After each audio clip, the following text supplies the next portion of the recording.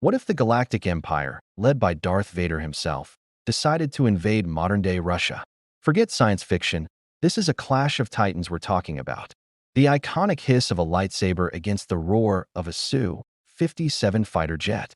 It sounds like a blockbuster movie, but let's actually break down how this epic confrontation would unfold. First, let's establish the battlefield. Russia is immense, the largest country on Earth, spanning 11 time zones. Its terrain is a mix of dense forests, sprawling cities, frozen tundra, and rugged mountains.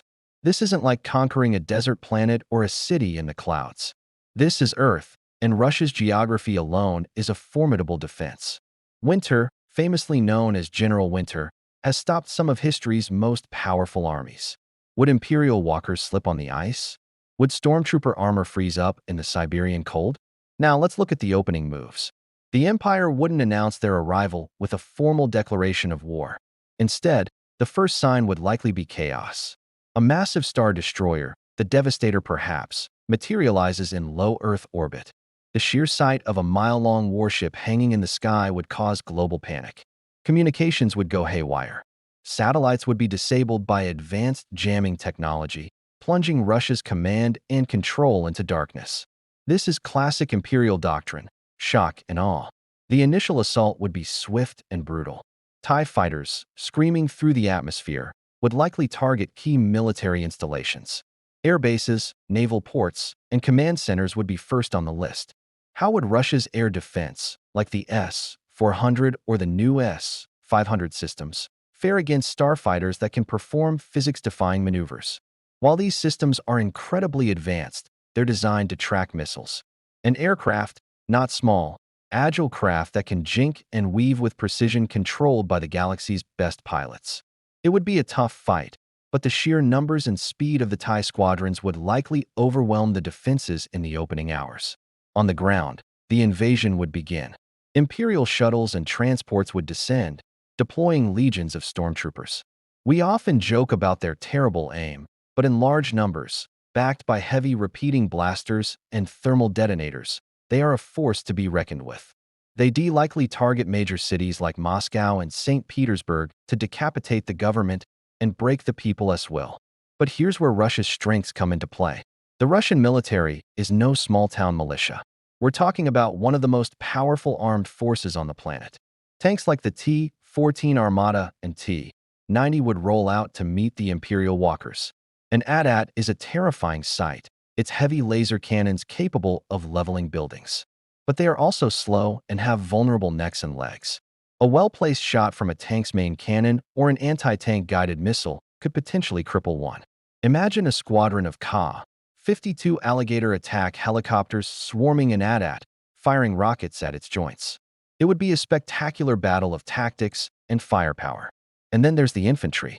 Russian soldiers are known for their toughness and resilience. They'd be fighting on home turf, defending their homes and families. They would use guerrilla tactics, urban warfare, and their intimate knowledge of the terrain to their advantage. Stormtroopers in their bright white armor are not exactly masters of camouflage in a Russian forest or a rubble-strewn city. Every alley, every subway tunnel in Moscow could become a deadly trap. The partisans who fought in World War II showed how effective a determined resistance can be, and that spirit would undoubtedly rise again. Now, let's bring in the big man himself, Darth Vader. Vader wouldn't be sitting on his Star Destroyer. He leads from the front.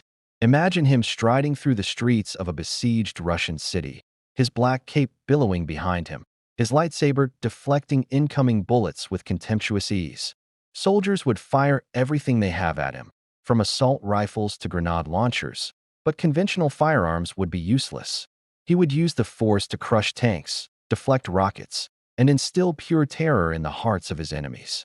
A single Force user of his caliber is a game-changer, equivalent to an entire army on his own. No single soldier, or even a platoon, could stand against him. Confronting Vader would be a psychological nightmare. So, how does Russia counter a Sith Lord? They don't have Jedi, but they do have special forces, the Spetsnaz. These are some of the most elite and ruthless soldiers in the world. They wouldn't try to fight Vader head-on. They would use tactics. They'd try to lure him into a trap, perhaps collapsing a building on him or using massive, overwhelming explosions. Could Vader survive having a multi-story building dropped on his head? Probably. He survived worse. But it would be Russia's best shot at trying to contain him, to slow him down, even if they can't defeat him. What about the nuclear option? This is the elephant in the room. Russia possesses the world's largest nuclear arsenal. If the situation becomes desperate enough, would they use it? A nuclear strike on a ground force, or even on a star destroyer in the atmosphere, would be devastating. But the Empire has shields. Star destroyer shields are designed to withstand laser cannons and proton torpedoes, energies far beyond a conventional nuclear blast. They might be able to weather the storm. And a nuclear strike would irradiate their own land, a truly last-ditch, Pyrrhic victory. Furthermore, retaliation from the Empire could be planet-cracking. It's a gamble Russia would be hesitant to take unless all other options were exhausted. Let's consider the long game. The initial Imperial invasion would be devastating, and they would likely capture major cities. But holding Russia would be a nightmare. The country is just too big, the people too resilient. The invasion would turn into a long, brutal insurgency. The Empire is used to putting down rebellions, but they've never faced one on this scale, supported by a modern, industrialized nation-state, albeit a battered one. Supply lines for the Empire would be stretched thin across the vast Russian landscape, vulnerable to ambush and sabotage. Every convoy, every patrol would be a target. And what about the rest of the world?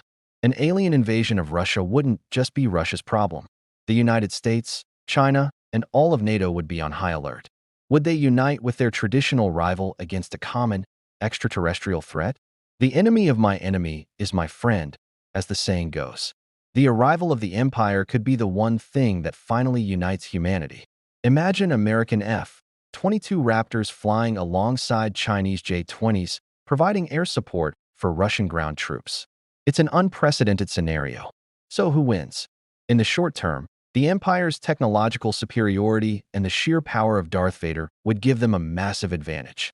They could conquer key territories and inflict catastrophic damage. But they would pay for every inch of ground in blood. In the long term, Russia's immense size, harsh climate, resilient population, and the potential for a united global response would make a complete and lasting occupation almost impossible. The war would devolve into a grinding stalemate, bleeding the Empire's resources and manpower. Vader might win every battle he personally fights in, but the Empire could very well lose the war. It wouldn't be a clean victory for anyone. It would be a brutal, costly conflict that would scar both the Earth and the Galactic Empire forever. The Empire is built on fear and order, but it might find that the indomitable spirit of human resistance, especially on the harsh, unforgiving soil of Russia, is a force more powerful than any Death Star. What do you think? Could Russia hold out, or would the Empire's might be too much? Let me know your battle plans in the comments below. Thanks for watching, and don't forget to like and subscribe for more epic what-if scenarios.